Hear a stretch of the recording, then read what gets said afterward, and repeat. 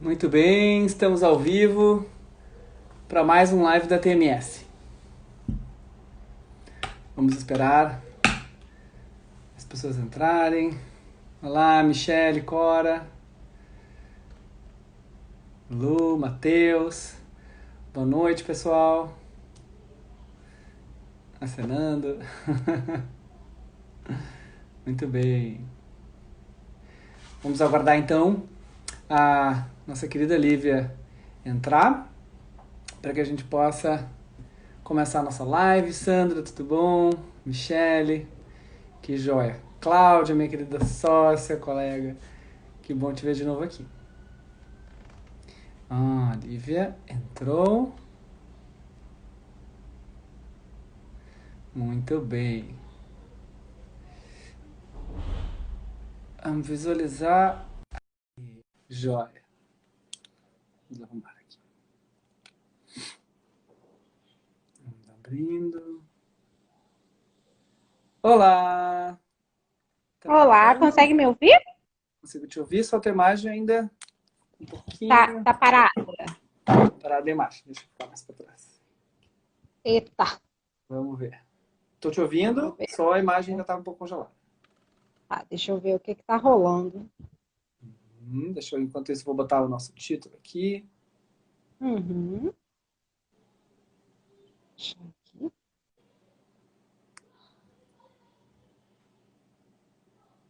Hum, Pronto. Vamos fixar.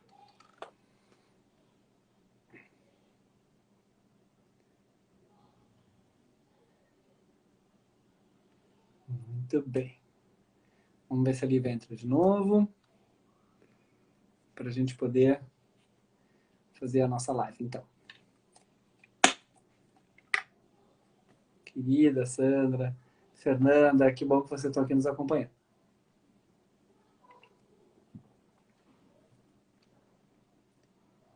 Vamos ver se a gente consegue. Acho que a Lívia está se organizando, vendo um pouquinho a sua... agora foi. A sua internet.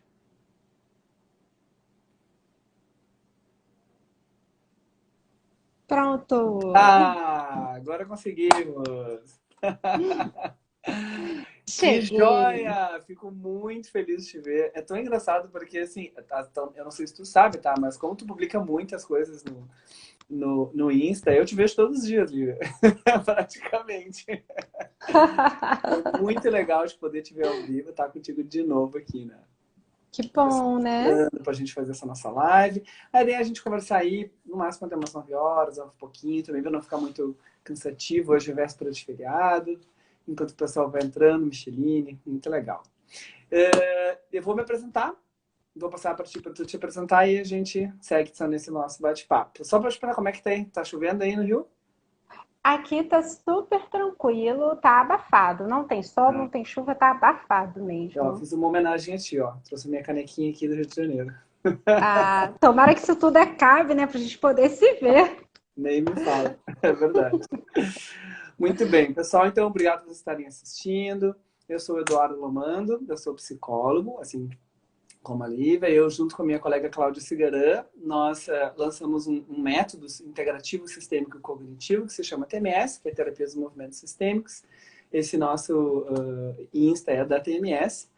E eu quero, então, né, trazer para vocês hoje, nessa nossa sequência aí de lives que a gente tem feito todas as semanas, um tema e uma pessoa super mega especial, que é a Lívia Marques. Lívia, quem é você na fila do pão?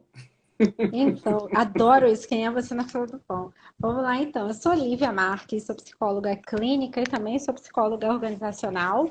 Uhum. Ah, eu sou escritora e sou mãe também, né? Joia. Nesse meio de tudo isso Como é que é o aí. nome da tua filha E mesmo? é Maria Luísa e tem um Miguel que tem 9 anos. Do Miguel e da Maria Luísa. Joia. Então é uma correria alucinada e trabalho, né, com essa questão. Também trabalho com essa questão da psicologia antirracista. Joia, muito perfeito. Então eu queria contar para vocês, pessoal que está nos ouvindo, eu conheci a Lívia num momento muito legal, foi no Concriarte, né? E nós sentamos juntos para poder apresentar assim temas diferentes, mas que de alguma forma se encontram assim, né? Eu fui apresentar uma mesa sobre diversidade sexual, especialmente diversidade de gênero e infância. E a Lívia foi falar sobre racismo e antirracismo, né? E aí, Lívia, eu queria começar de um ponto, no nosso livro da TMS, uma das coisas que a gente escreve no início, né, do texto é que um psicoterapeuta clínico, especialmente, não precisa só ter técnicas, assim, saber passos e organizar movimentos. Ele tem que ter atitudes também. A nossa atitude como psicoterapeuta é o cerne do nosso processo, né? Ou seja, como a gente se coloca profissionalmente. Então, através da pesquisa que a gente fez, a gente organizou 6 atitudes. E uma delas é a atitude de humildade. Que a gente entende que um psicoterapeuta precisa, na sua relação com o seu cliente, saber que ele pode errar, que ele não vai saber e que ele precisa assumir esse lugar. Então, é a partir dessa atitude que eu quero poder ter uma conversa contigo. Porque isso é muito engraçado. Eu, como trabalho há muitos anos em sexualidade e gênero, eu canso de ouvir assim, Eduardo, eu quero conversar contigo, mas eu não sei muito bem a nomenclatura. Se eu estiver falando alguma coisa errada, tu me corrige, etc. E é tão engraçado porque hoje eu me vejo nesse lugar, né? De poder conversar contigo e te dizer, eu assumo o meu lugar humilde, branco de classe média, de não saber. E eu quero muito estar contigo para poder saber e conhecer esse tema que é, assim, importantíssimo, crucial. Sempre foi, mas eu acho que ele se levanta e quando se levanta a gente tem que se pronunciar. Porque esse é o momento que as pessoas estão abrindo o olho e estão querendo saber. Então a gente tem que se colocar nesse lugar. Então, eu me coloco absolutamente ao teu dispor. Eu quero ouvir tudo que tu tem para me dizer, me ensinar a ensinar as pessoas que estão hoje. Eu acho que é muito bacana, né, essa fala. Eu acho que ela é muito, muito importante. E quando eu digo que ela é muito importante, é porque a psicologia, ela, em muitos casos, ela é mantenedora do racismo no Brasil. E é muito triste falar isso. É muito, muito triste, é muito lamentável. Número um, porque eu acredito que a psicologia, ela é para todos. Uhum. Número dois, a população negra no Brasil, ela é enorme, ela é maior do que 50%. Uhum. Número três, temos um país altamente racista com um discurso colonialista.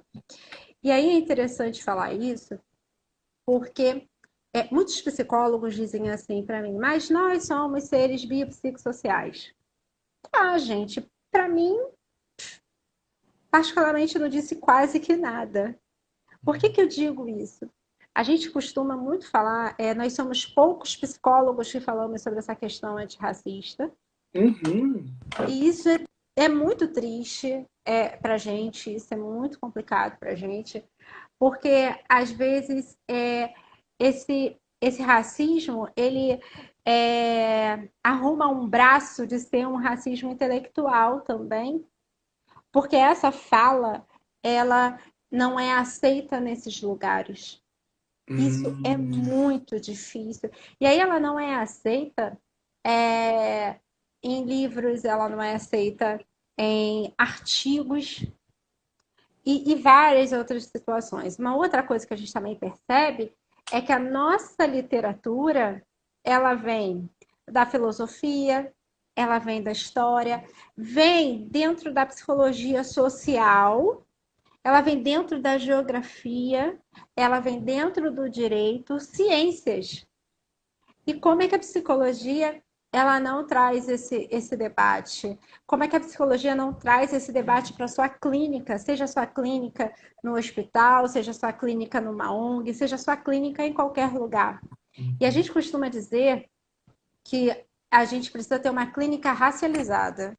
E quando a gente fala isso, a gente está falando do Munanga, que ele traz para a gente de uma forma muito forte que o Brasil ele separa as pessoas por raça e a raça ela configura o outro como inferior.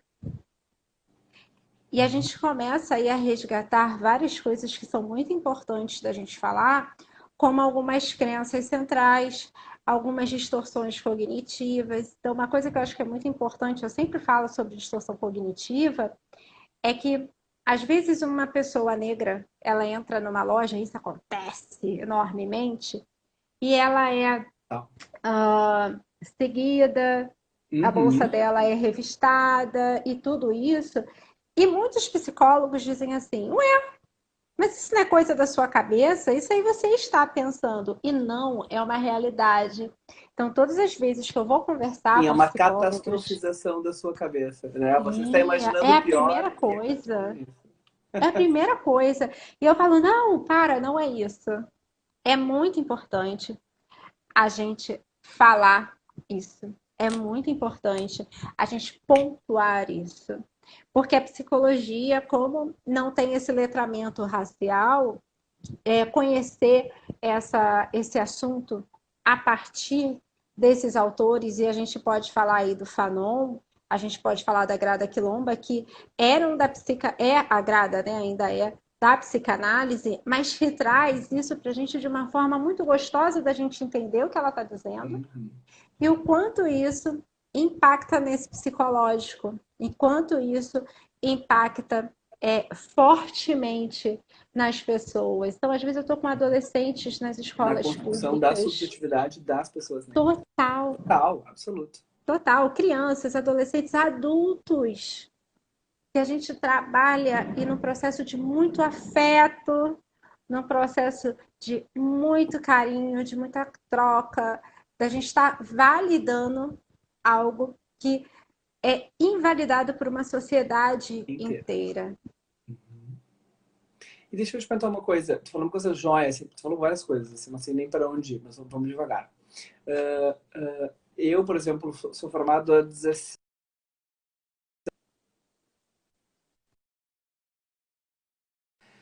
Eu não Travou para lembro mim ou travou aí? a minha travou, é que meu marido tá me Tá. ligando agora porque ele não sabe que eu tô fazendo uma live, entendeu? Tu vê, né? O relacionamento é assim, a gente não tem muito o que fazer. Acontece.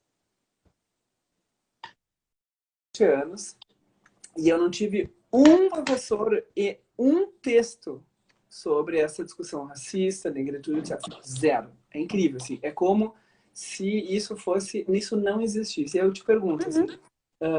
isso tu acha que tem alguma coisa a ver com o conceito, eu queria que tu explicasse melhor, de racismo estrutural, que muita gente tem falado, eu vejo na TV racismo estrutural, e eu fico pensando, putz, as pessoas não devem ter a mínima ideia o que é isso, né? Tu podia explicar um pouco pra gente o que é isso? Sim, sim. Isso que você disse das faculdades, ainda acontece. Uhum. Acontece muito. Acontece demais da conta. E quando a gente fala desse racismo estrutural, a gente está falando de como é que essa estrutura ela se organiza, como essa estrutura enraizada, ela nas suas ramificações vai distribuindo várias formas de racismo. Então, por exemplo, autoestima, Uhum. seu cabelo, o seu nariz, a sua pele, que é o nosso maior órgão do corpo, não é aceita. Então, você é julgado como inferior por conta disso. Uhum. O seu cabelo, ele já é apontado muito fortemente como algo que não é bacana. Uma frase que nós ouvimos muito, mulheres, principalmente mulheres negras, é tipo: você vai casar com um homem branco, não vai? Porque você precisa limpar a família. Horrível, Então, clareamento, clareamento né? solar. É muito forte isso. Então, outro ponto, né? O racismo religioso, eu costumo falar muito disso, porque quando seu paciente ele chega lá com uma correntinha, né, de Nossa Senhora e tal, eu tenho a minha, ninguém Não se fala. fala nada. Mas se o seu paciente chega no prédio que você atende, na clínica que você atende, com uma guia, que Uhum. é uma das religiões desses povos africanos, Sim. opa, então é algo muito demonizado, né? Uhum. Então, esse racismo estrutural ele acontece em várias camadas sociais, o que é Uhum. diferente do racismo institucional, em que a gente fala, por exemplo, faculdade de psicologia, quantos professores negros você teve? Nenhum. Nenhum, Zero. nenhum. Não, É, colegas negros. Eu não tive nenhum colega negro. sim, e aí isso faz parte da estrutura, porque essa Claro. estrutura não trabalha a meritocracia. Ela não trabalha isso. Porque o que acontece? Como nós somos a maior parte da população, mas também, na maioria dos casos, nós vivemos em vulnerabilidade social e ou econômica, nós estamos mais nas escolas públicas. E poucas das vezes estamos nas escolas particulares. Eu gosto de sempre dar o meu exemplo. Na minha casa, né, nos meus pais, nós somos 2 filhos. E quando meu pai foi construir a nossa casa, a grana era muito curta. A gente estudava numa escola particular. O meu pai negociava com o dono da escola.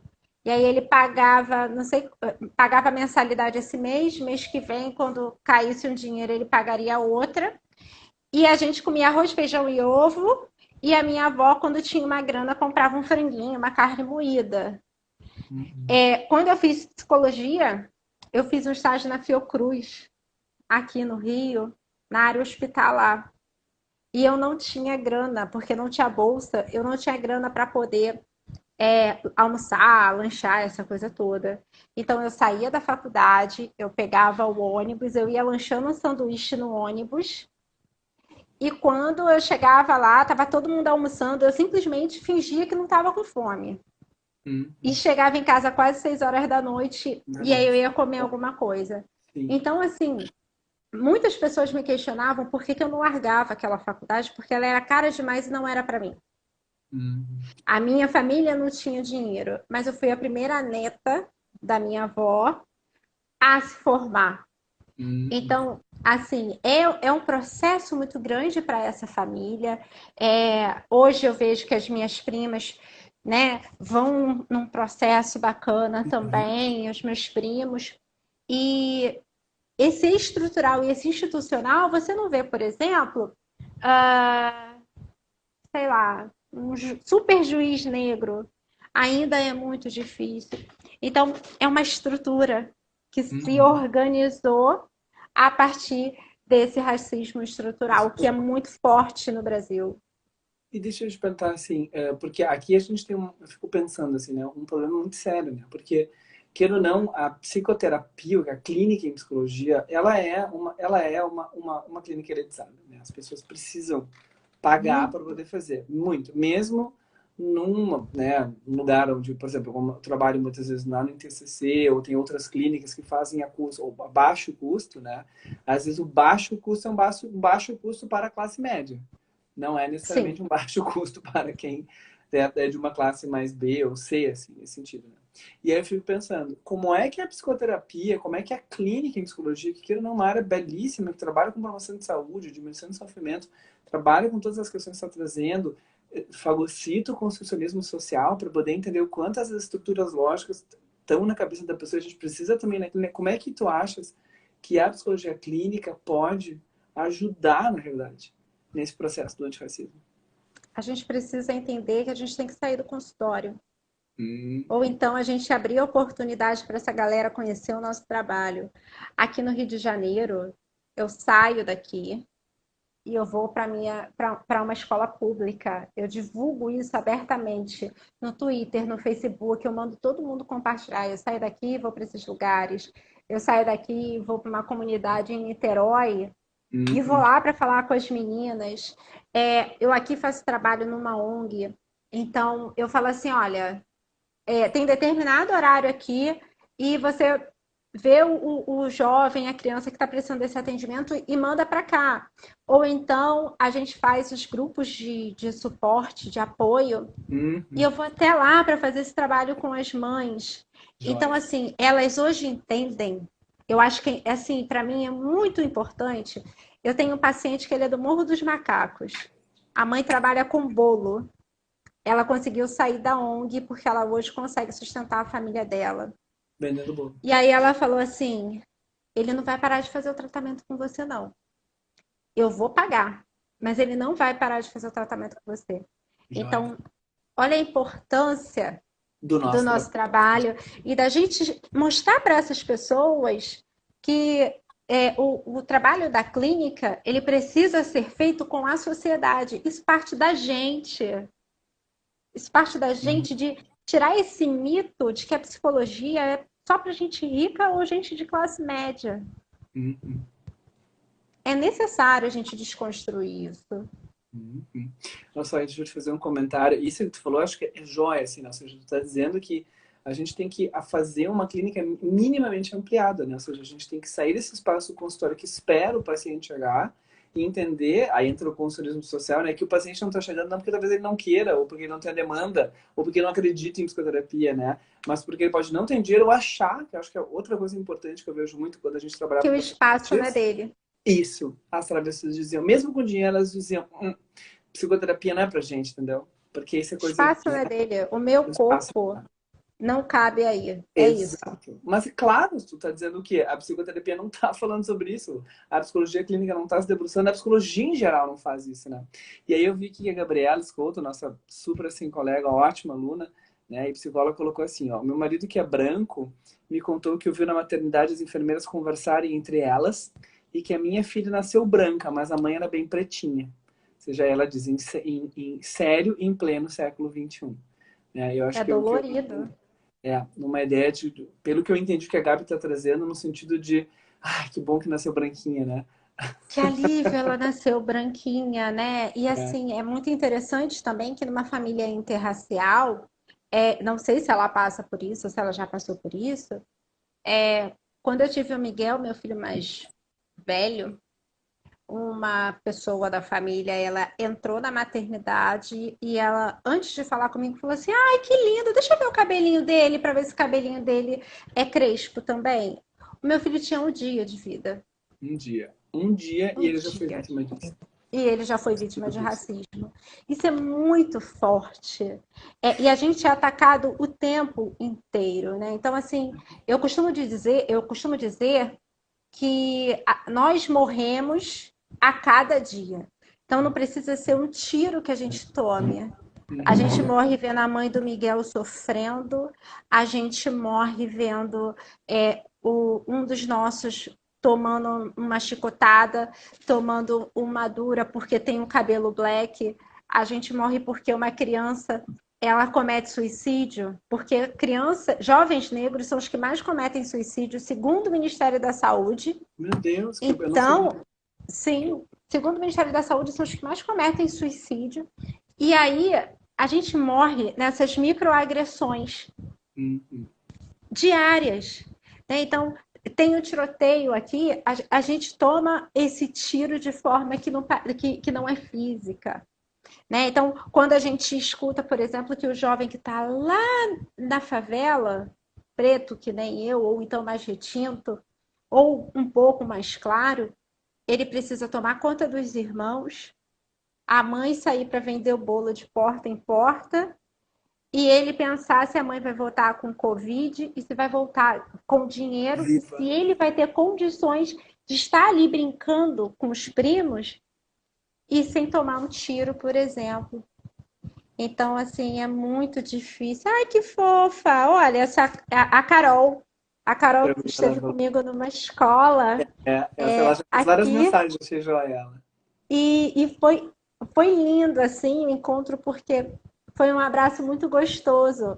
E faz parte desse trabalho de ir à escola, porque eles veem possibilidades. Existe uma troca. Acho que foi um dos eventos mais bonitos que eu fiz, porque eu nunca vi uma quadra de escola num dia assim bem calorento aqui do Rio, com tanto jovem, com tanta música, com vozes falando e eles vendo que eles têm oportunidade disso. Uhum. Então, a gente precisa disso, mostrar o quanto é importante. Uhum. E olha os comentários que, ó, engraçados não, são péssimos na realidade, assim, né? Mas que importantes, né? Como tu tá falando isso, né? As pessoas, quando a gente trabalha com diversidade, a gente trabalha com um conceito que se chama heteronormatividade, mas a gente Sim, tem um conceito específico que é como se a percepção que a gente tem no mundo é uma percepção heterossexual. Então, por exemplo, se uma mulher trans, Roberta Close, 100% de passabilidade, passasse por ti na rua, tu não pensaria que ela é uma mulher trans, tu olharia cis, porque a gente tá com, né, se um cara forte, sim. machão, passando na rua, tu nunca vai pensar, é viado, entendeu? Tu vai pensar, é hétero, né? E eu tô vendo assim que na verdade tô tentando fazer essas conexões para poder entender. E é muito parecido, porque olha o que a Gabi tá trazendo, né? tanto a Gabi quanto a minha outra colega, né? Eu fico indignada, assim, por várias vezes, até me perguntaram quem era a mãe da criança. Quando ela estava acompanhando a filha dela na escola, a Cláudia está dizendo também a mesma coisa, que, né, com uma pessoa que ela atende, pede a mãe, provavelmente negra, e a criança, né, dizendo, elogiando a conduta dela como babá da criança, né? Ou seja, Acontece esse muito. olhar branco que sempre vai colocar o negro como sendo excluído, sendo que, gente, pessoas negras com brancas e vice-versa A fazem parte gente da nossa usa, história há centenas de anos. é, a gente usa, tem uma psicóloga Incrível. daí do Sul, eu não sei se ela é de Porto Alegre, e ela fala muito do pacto narcísico da branquitude. Perfeito. E que é assim, eu olho aquilo e falo, meu Deus do céu, acho que nunca ninguém conseguiu falar disso dessa forma. E sim, né, porque a gente convive com racismo há muito tempo, ó. Os Sim, primeiros negros chegaram aqui mais ou menos em 1538. E se você for olhar o gráfico, 500 anos. assim, é muito tempo do que a gente vive isso. Há pouco tempo, há 2 anos, eu perdi meu tio. E logo, um mês depois, eu perdi minha bisavó. E aí eu sentei com a minha avó e falei, vó, me conta isso aqui, como é que foi isso? E quando a minha avó me conta que a minha bisavó veio de uma fazenda aos 15 anos para o Rio de Janeiro, sem identidade, sem nenhum documento, tirou o primeiro documento no Rio de Janeiro com 15 anos, e depois a minha tataravó vem para cá, altamente agressiva, cheia de problemas, bebia muito e não tinha um documento, eu falei, vó, não quero mais ouvir, porque aquilo me bateu numa dor tão grande. Horrível. E eu Sim. não pensei que fosse tão perto de mim aquelas chicotadas, aqueles abusos, aqueles estupros. Então, olha o quanto, né, 2020, o quanto isso é perto. E aí, eu acho que é muito bacana, a clínica, ela é racializada e ela é política. Alguns psicólogos, política, eu falei, sim, é política por conta da sua estrutura social. Uhum. Ela é política por conta da sua estrutura social, da gente não manter um sistema opressor. Não Exatamente. podemos fazer isso, né? Perfeito. Não, tu tá falando coisas ótimas, assim. O que mais? Tu falou um pouquinho sobre essa questão, acho que é joia, assim, a gente poder pensar da adolescência, assim, né? Ou seja, a gente Essa está pensando ali adolescência de um adolescente que está se organizando na sua vida, sensível frente às suas questões, organizando e fechando seus esquemas mentais, e aí ele tem essa questão, né, da cor ele da é pele. baqueado. Como é que tu tem a tua percepção da questão É da muito adolescência e do difícil. racismo? É muito difícil, porque em muitos dos casos a gente recebe no consultório Uhum. configurado como bullying, Uhum. enquanto que não é o bullying. A escola ela traz para a gente solicita avaliação ou acompanhamento com o psicólogo, pois o aluno é muito irritado, muito agressivo, responde todo mundo e vive isolado. Isso que eu acabei de falar. E o que esse adolescente pode trazer para a gente, por exemplo, os meus colegas dizem para mim que eu tenho a pele de cocô. Os meus colegas dizem para mim que eu não sirvo para namorar, só para ficar por conta do meu corpo, porque meu corpo é maravilhoso, mas que os pais não aceitariam uma namorada assim, desse jeito. Ou então, que o meu cabelo é um cabelo duro, um cabelo muito ruim, e que meu cabelo é sujo, porque ele tem aparência de sujo. Isso que eu estou dizendo, porque começa realmente por Mas tipo, esses para uma traços adolescente físicos. que, na verdade, muitas vezes tem isso, né? O seu corpo tá se organizando nesse sentido. É o que ele tem, na É, verdade, para poder, de alguma forma, é oferecer. o que ele tem a oferecer. E aí o que acontece, né? Qual é o processo? O enfrentamento é de você se adequar, é você tentar se adequar, e aí você começa a fazer agressões em relação a você. Então a gente tem o filme Beleza por um Fio, é um filme que está no Netflix, que mostra a protagonista alisando o cabelo de madrugada com ferro quente. Hum. E eu acho que todas as mulheres negras que veem esse filme sente esse ferro quente. Toda vez que eu assisto, eu fico apavorada porque eu já senti isso. Porque eu não queria, isso que eu falo é a realidade de muitas meninas, muitos meninos que me chegam, eu não queria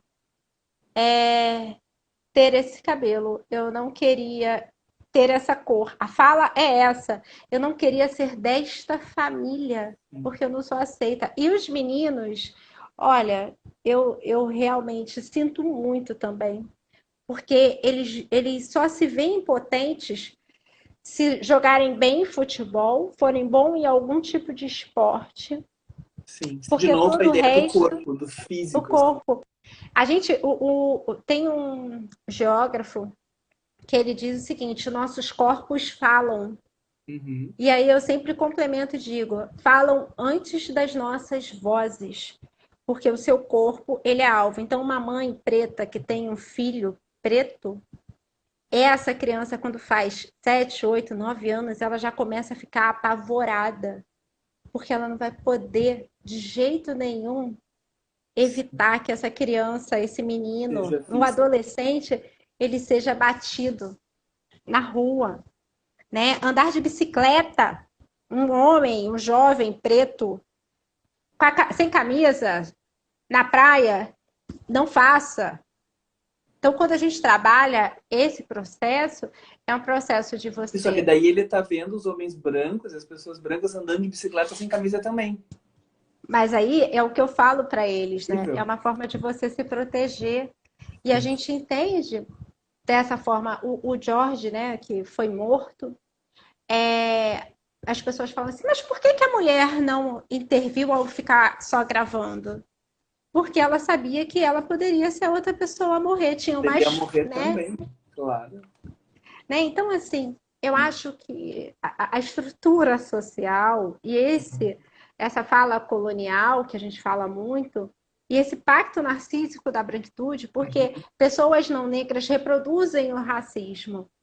Por isso é que a gente diz muito que não adianta só falar, mas eu não sou racista. Precisa ser em concretude e real Antirracista. antirracista. Então, é ler, é procurar, é você ler autores negros, é você indicar o seu amigo negro que está ali fazendo um trabalho bacana pra caramba e dar Sim, voz a ele, né? exato. Então, eu acho que esse é o processo. Tu tá falando uma coisa jóia, assim, sabe? Que eu sempre achei absurdo, assim, quando eu ouvo essas pessoas dizendo, não, mas peraí, mas se as pessoas são todas iguais, a gente tem que trabalhar em igualdade. Então, por que que tu vai dar mais voz aos negros do que aos brancos? Tu tem que dar a mesma voz, né? E aí, eu sempre volto para a questão, é que aqui a questão não é igualdade, meu lindo. Aqui a questão é equidade, né?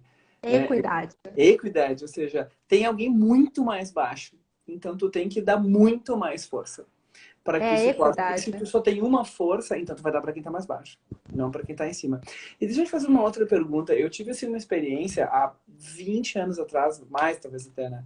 Eu peguei todas as minhas coisas e fui embora para Inglaterra, assim, né? Fui fazer estudar lá. E uma das primeiras coisas, assim, Lívia, que me chocou assim, incrivelmente, e que não tinha no Brasil, especialmente eu sou de Porto Alegre, assim, então essa questão da, né, da negritude de Porto Alegre é mais forte ainda, porque a população é muito branca, e a população negra é como se fosse cortada do mapa, assim, né? Agora que a gente teve a Orla do Gasômetro abrindo, que é um espaço cultural para todas as pessoas, é ótimo, porque daí tu vê a cor do gaúcho, sabe? E a cor do gaúcho, ela é em tons de marrom. Ela é do branco ao preto, gente. É isso aí, é joia. De qualquer forma, uma coisa que me chamou muita atenção é que eu morava num bairro um pouco mais longe, um bairro mais simples, né? E tinham muitas, mas muitas lojas de cabeleireiros e coisas para negros, sabe? E coisas assim, joias e literatura, sabe? Bom, eu lembro até hoje que eu ficava assim morrendo de vergonha, porque eu olhava aquelas negras maravilhosas, com os apliques incríveis, e pensei, gente, que show isso, sabe? É E maravilhoso. exato. E aí eu ficava pensando, porra, como é que se no Brasil eu não tem esses espaços de cultura, de promoção, de várias outras coisas, como é que eu, né, se fosse negro, como é que eu construiria minha identidade, né? Aqui, como é que eu construiria minha identidade lá, que tem toda essa produção cultural em cima disso? Eu queria te perguntar, tu acha que faz sentido isso ou não? Muito sentido. A gente aqui hoje, acho que é muito bacana falar, a gente aqui no Rio de Janeiro tem um evento chamado Wakanda em Madureira. Uhum. Madureira é um bairro aqui do Rio, não sei se você conhece. Conheço, conheço. É, e aí, gente, o Wakanda em Madureira é uma das coisas mais legais que tem. Porque você tem música de preto, você tem um monte de gente preta e é uma afetuosidade. A É. gente também tem aqui o projeto Avança Negra, que eu participo. E eu falo, gente, aqui eu tô muito na minha casa, é o meu quilombo, é muito gostoso, sabe? Porque você vê essa gente preta vendendo, trabalhando, você vai lá, você compra dessa galera, você tem vínculo, tem afeto, é tão gostoso esse afeto, porque você abraça de uma forma que é muito fenomenal e as crianças olham para você e abrem um sorriso bonito, os adolescentes olham para você e tipo, caramba, sabe? Porque tu tá Então, ali dentro. Aham. e Como você sai protegido. dali, você sai dali assim, nossa, que coisa legal. Então, assim, o movimento que a gente está fazendo é do descobrimento dos cabelos, há 1 ano, 2 anos mais ou menos, que eu descobri que eu Joia. podia fazer trança no meu cabelo e Sim, que tu não tava de ia ser trança. feio. E que não ia ser feio, né? Então, assim, tem 1 ano e meio mais ou menos que eu fiz a minha primeira trança, porque a trança, para mim, ela era ligada ao cabelo sujo, ao cabelo com piolho. Então, para mim, eu falei, gente, adoro trança hoje, de tudo quanto é cor e formato. Joia. E deixa eu te contar uma coisa, assim, que já que tu entrou nisso, tu trouxe de novo várias vezes essa questão negro, preto. Eu queria te contar um outro caso, assim, que eu vivi muito, muito interessante, assim, né? Eu, quando eu fui fazer o meu doutorado, eu fui para Montreal, né? Consegui uma bolsa para Uhum. conseguir lá. E aí eu conversei com uma mulher, estava conversando com uma mulher que era joia, maravilhosa, branca. Ela era casada, né, com um cara que era negro e tinha uma filha. E aí a gente conversando em francês, e aí eu disse para ela assim, não sei, e eu falei mulat, né? E ela ficou horrorizada, horrorizada. Ela disse, Eduardo, pelo amor de Deus, tu não me fala essa palavra, né? Em francês. Essa palavra aqui, em qualquer lugar tu vai, na francofônia, que é horroroso. Tu tem que falar mestice, ela disse, né? E aí eu fiquei pensando, porra, mas português eu falo mestiço. E aí eu fiquei, exatamente eu queria que tu falasse um pouquinho sobre isso, eu fiquei muito na dúvida, sabe? Ou seja, como é que a gente faz esse jogo de palavras e a relação disso com preconceito, com violência e com identidade? Como é que tu vê isso? Assim? História. Mulata quer dizer mula. E isso essa palavra, ela é voltada para a época que os donos de fazenda, né, os donos de escravos, eles estupravam as mulheres negras nas senzalas, nas suas casas, sei lá onde eles faziam isso, e elas ficavam em uma posição como se fosse de um cavalo, de uma égua ou de uma mula. Então, por isso a gente aqui não utiliza e a gente fica realmente com muita raiva, muito indignada quando chama mulata. Tanto que as nossas mulheres do carnaval, e eu sou uma delas, não admitem serem chamadas de mulatas. Porque era mulata do Sargentelli, não sei o quê. E nenhuma mulher preta tem que ser chamada de mulata. É preta, né? Porque, é morena. Morena cabe à higienização do Brasil, ao mito da democracia racial. Né? Então, a gente não utiliza mais isso. É que nem como criado mudo. Criado mudo é a mesma coisa, porque era aquele criado que ficava no cantinho da sala só servindo a esses donos, na verdade. Então, a gente tem várias palavras que são denegrir, por exemplo, que são um vocabulário ainda muito colonialista do povo brasileiro. E aí, tu fala negro e preto, né? Como é que é essa relação dessas duas palavras? No Brasil, assim, para nossa cultura, e Sim, no internacionalmente também, se Brasil, podemos pensar. a gente costuma dizer o seguinte, né? Eu aqui também costumo dizer isso. No Brasil, os nossos estudiosos utilizam tanto negro quanto preto. Então, a gente ainda não parou para falar assim, isso aqui, a gente precisa chamar esse povo de preto, a gente precisa Uhum. chamar esse povo de negro. Por quê? No Brasil tem uma diferença muito grande. É o jeito que você fala, é a tonalidade que você dá. A Por exemplo, conotação da palavra. neguinho só faz merda. Tipo, você está dizendo o quê? Gente preta só faz porcaria.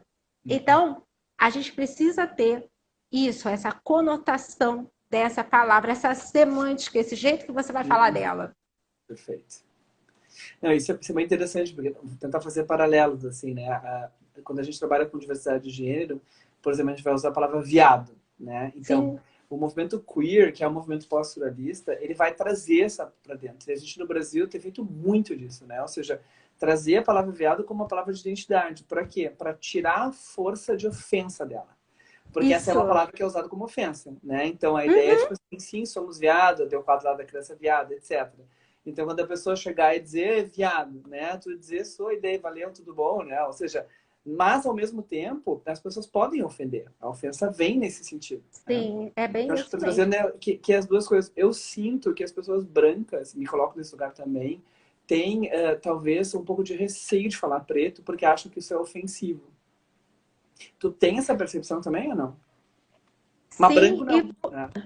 Né? branco não, pô, sabe, assim, mas é porque realmente, né, quando eu falo dessa questão colonial, colonialista, opressora, sim, é porque o preto, o negro, sempre foi visto como algo muito ruim, muito inferior, aquele que é uma peça, né, porque nós éramos chamados de peça quando, na época da escravidão.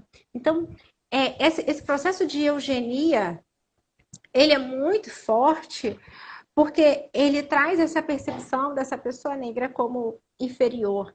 A gente, quando teve a abolição da escravatura aqui no Brasil, os primeiros manicômios já estavam prontos nessa época. E as mulheres negras que tinham os traços mais avantajados, mesmo com a carta de alforria embaixo do braço, elas eram internadas nesses manicômios, tacadas lá, e eram ditas ninfomaníacas, porque Por elas causa dos poderiam traços do corpo. perpetuar esses traços e eles queriam que houvesse uma higienização. Tanto que, quando esses negros são libertos, eu começo o processo de imigração para o Brasil para que eu tenha esse meu projeto chancelado.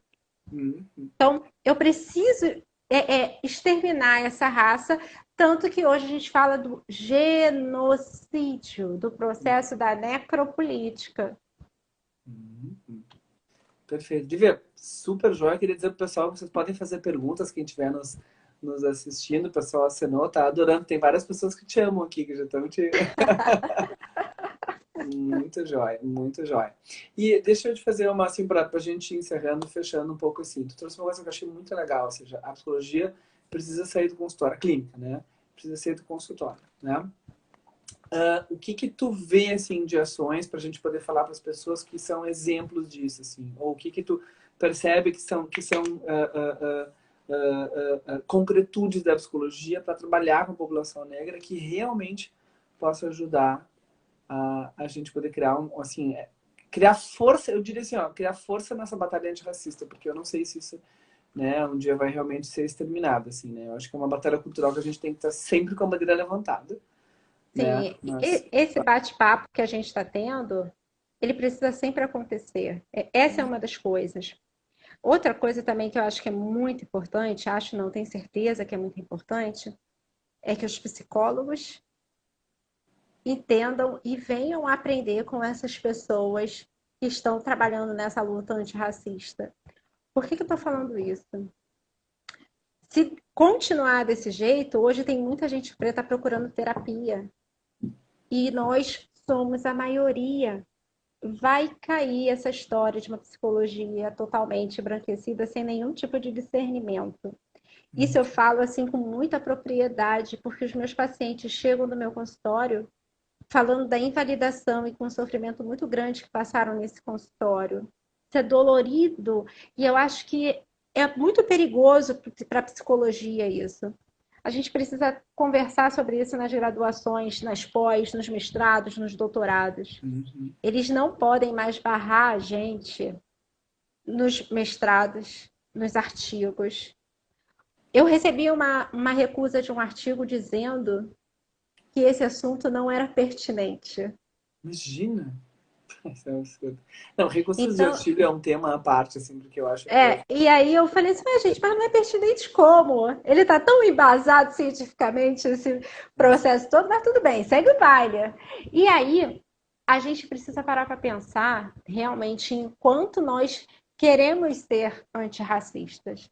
Porque tem possibilidade de conversa, tem possibilidade de leitura, porque a gente não quer ficar sozinho trabalhando nisso. A gente não tem nenhum tipo de vontade de estar trabalhando sozinho com o consultório lotado.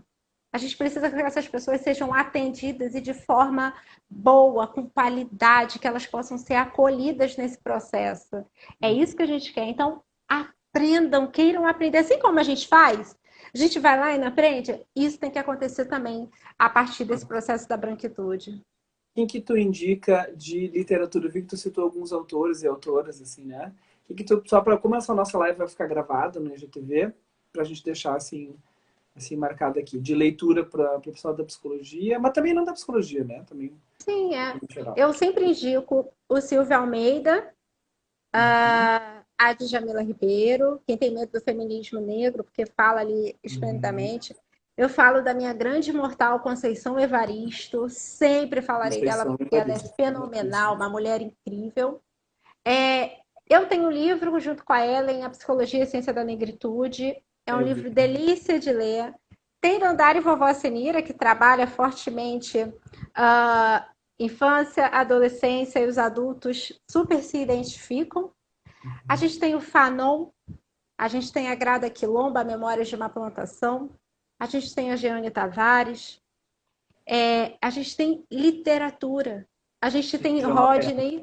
Fala dos teus livros que tu escreveu um pouquinho, eu achei eles joia, especialmente o que tu falou, o que tu trouxe, não só teórico, tu escreveu também para crianças, assim, né? Sim, eu tenho Dandara, Vovó Senira, Descoberta de Si da Ancestralidade, que é esse aqui, que ele ainda traz um pouco da questão da ancestralidade muito Ah, forte. joia, eu vi esse no seu Insta, maravilhoso.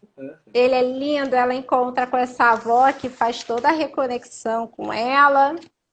Ela Uhum. mostra muito forte a questão do corpo, ela quer limpar a pele. Esse aqui eu sempre utilizo muito com adulto, criança e adolescente.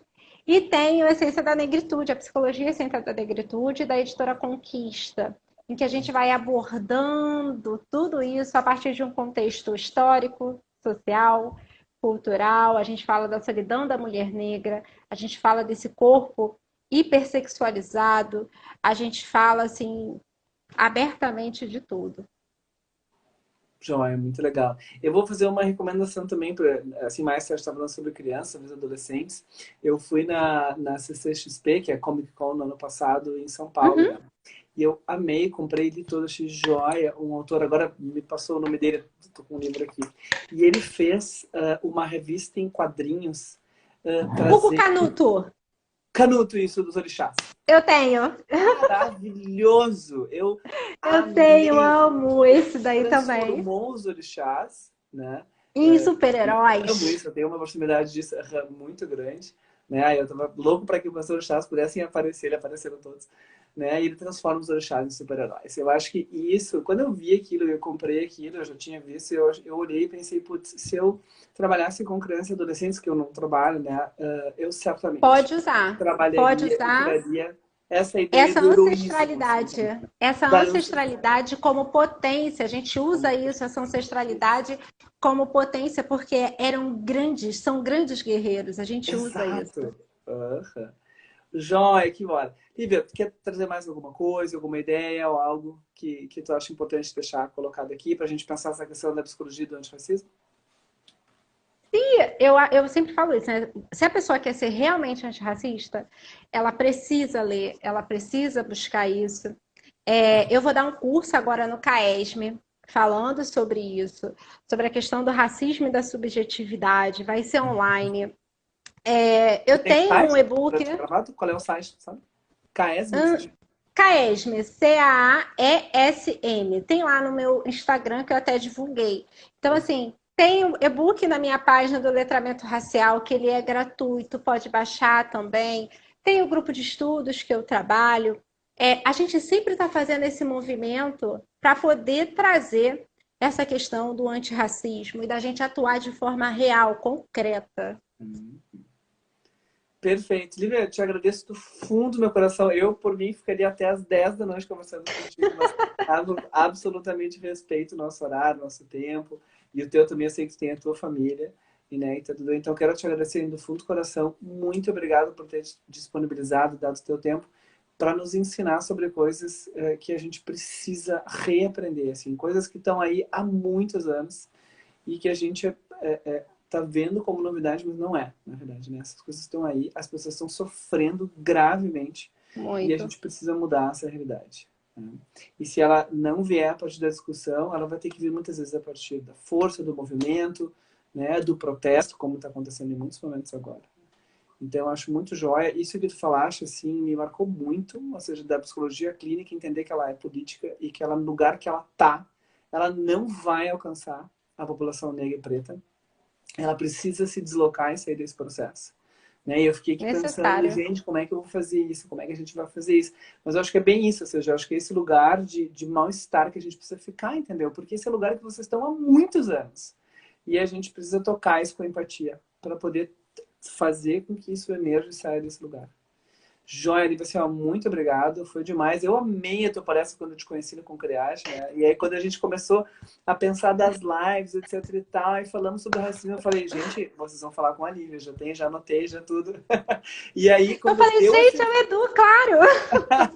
quando deu óbvio! Do John, do Floyd, eu pensei, adianta essa live do racismo, pelo amor de Deus.